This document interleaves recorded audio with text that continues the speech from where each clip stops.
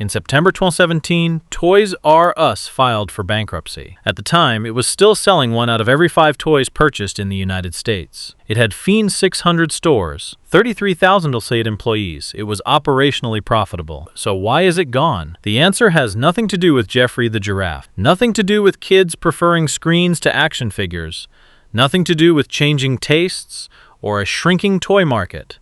The answer is a story about 3 Wall Street firms, $5 billion in debt, and what happens when the people who own something have absolutely no interest in keeping it alive. This is the rise and fall of Toys R Us.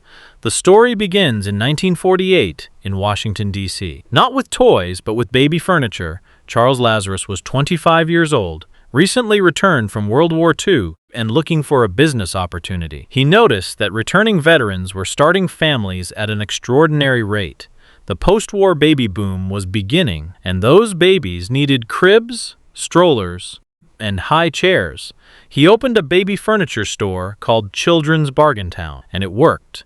But Lazarus noticed something quickly. Parents who came in for furniture always asked if he had toys.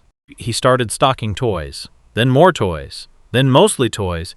By 1957, he had converted the entire business. By the 1960s, he had multiple locations. By the 1970s, Toys R Us was a national chain, the first retailer in America to specialize entirely in toys, selling them year-round at discount prices in warehouse stores when everyone else sold toys, seasonally in small sections of department stores. The idea was radical.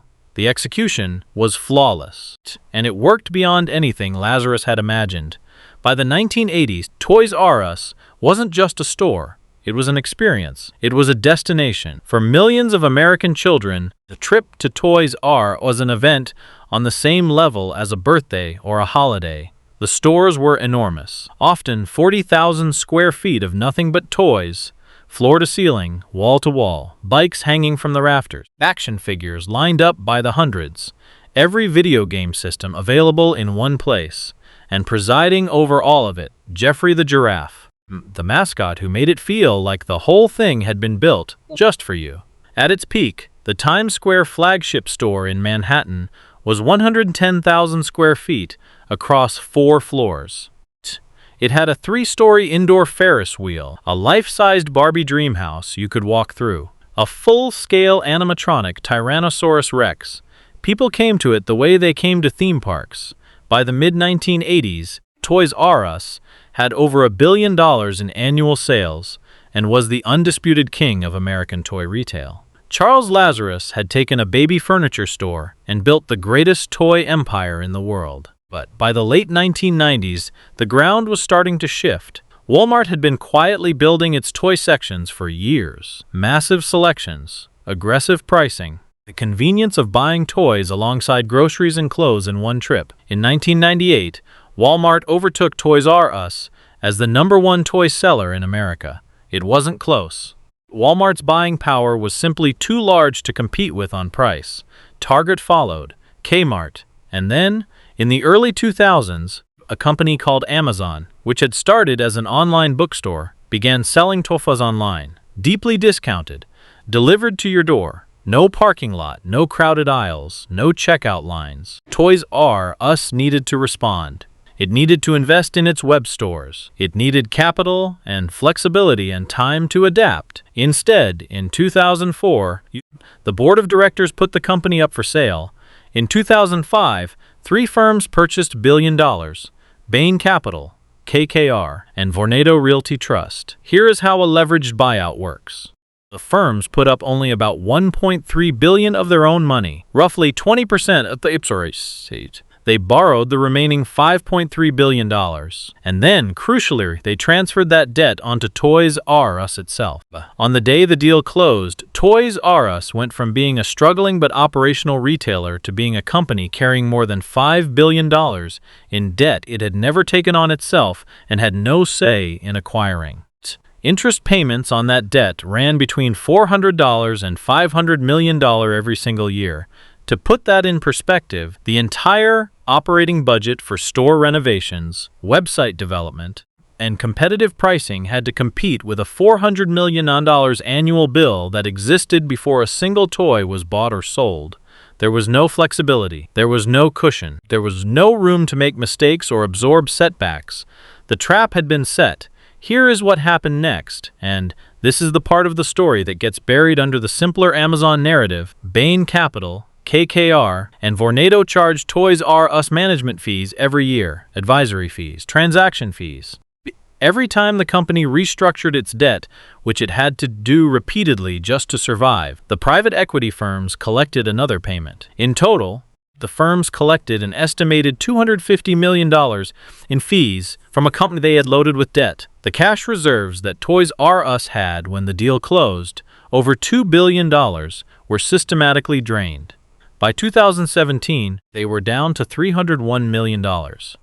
A company that needed hundreds of millions of dollars to rebuild its stores and compete online was spending that money on interest payments and management fees to the firms that owned it.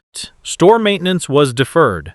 The website stayed clunky and outdated while Amazon got better every year. Former executives testified after the bankruptcy that Toys R Us had the revenue to compete, but never had the capital. The people who were supposed to be fixing the business were being paid whether it failed or survived. And a healthy, debt-free Toys R Us would have made them far less money. In 2000, early in the internet era, Toys R Us made a decision that seemed reasonable at the time and turned out to be catastrophic. Rather than build its own e-commerce operation from scratch, Toys R Us partnered with Amazon, agreeing to sell its toys exclusively through Amazon's platform. The deal seemed smart. Amazon had the infrastructure. Toys R Us had the brand. Then Amazon quietly began allowing third-party toy sellers onto the same platform, directly competing with Toys R Us. Toys R Us sued Amazon for breach of contract in 2004 and won, but by the time the partnership ended, Amazon had spent 4 years learning exactly how the toy market worked and had built its own toy operation from the ground up. By the time Toys R Us was free to build its own website, it was 4 years behind the company that had just used their partnership to study them. And with $400 million a year in interest payments, there was never enough money to close the gap. By 2017, after 5 consecutive years of declining sales, the end came quickly and brutally. Word leaked out that Toys R Us was considering bankruptcy as a negotiating tactic to restructure its debt. The leak was supposed to be confidential. It wasn't. Toy manufacturers, the companies that supplied Toys R Us with every product on its shelves, panicked. One CEO said his company was canceling shipping vessels mid-ocean, doing everything they could to stop new goods from reaching a company that might not be able to pay for them. Other manufacturers demanded immediate cash payment for existing orders. Toys Us didn't have it. In September 2017, the company filed for Chapter 11 bankruptcy, still intending to restructure and survive. But the holiday season of 2017 was a disaster. Shelves were understocked, consumer confidence had collapsed, and no buyer emerged willing to take on the debt and save the entire operation. On March 8, 2018, Toys R Us announced it would close every remaining store in the United States and liquidate completely. 33,000 people lost their jobs. Toy suppliers were left with $800 million in unpaid bills, and the private equity firms that had owned the company, Bain Capital, KKR, and Vornado, had already made back their initial investment through fees and financial maneuvering long before the doors closed. The physical store gone, but the story doesn't end entirely there. The Toys R Us brand was purchased out of bankruptcy and has been slowly revived in limited form. Small store within a store concepts appeared inside Macy's locations. A new standalone store opened in New Jersey in 2022. Jeffrey the Giraffe is still the mascot. There are still Toys R Us stores operating internationally in countries including Canada, Asia, and Australia, where the brand never fully disappeared. But the 600-store American empire, the Times Square Ferris wheel, the endless aisles, the experience that defined toy shopping for 2 generations of American children, that is gone. It cannot be rebuilt. The moment passed. Charles Lazarus, who had founded the company in 1948 and built it into a global institution, died in March 2018, just 6 days after the liquidation announcement. He was 94 years old. Pissed. He had spent 70 years building something that 3 Wall Street firms spent 13 years quietly destroying. The story of Toys R Us gets told as a story about Amazon, about digital disruption, debt, about a company that couldn't keep up with the times. That story is easier to villains. It doesn't have, it's just progress, the inevitable march of technology making old things obsolete. But the documents tell a different story. Bankruptcy filings, court testimonies, internal financial records. They tell the story of a company that was operationally sound, Patsos, still selling 1/5 of all American toys in the year it collapsed, stripped of the capital it needed to adapt by the people who were supposed to be running it. Toys R Us didn't die because children stopped wanting toys. It died because the people who owned it made more money watching it die slowly than they ever would have made saving it. The rise and fall of Toys R Us is the story of a baby furniture salesman who had an idea, built a kingdom, and created something that became part of American childhood for 70 years. And it is the story of what happened when that kingdom was sold to people who saw it not as something to protect, but as something to extract from 33,000 jobs, $800 million in unpaid bills, a generation of memories, and an empty building where a Ferris wheel used to be. If this one hit you differently than you expected, smash that like button and tell us in the comments, what is your strongest Toys R Us memory? The one that comes back when you hear the jingle. Drop it below. And next time, we're going inside the story of the Friday night ritual that an entire generation shared, the blue ticket, the late fee, the death of Blockbuster Video.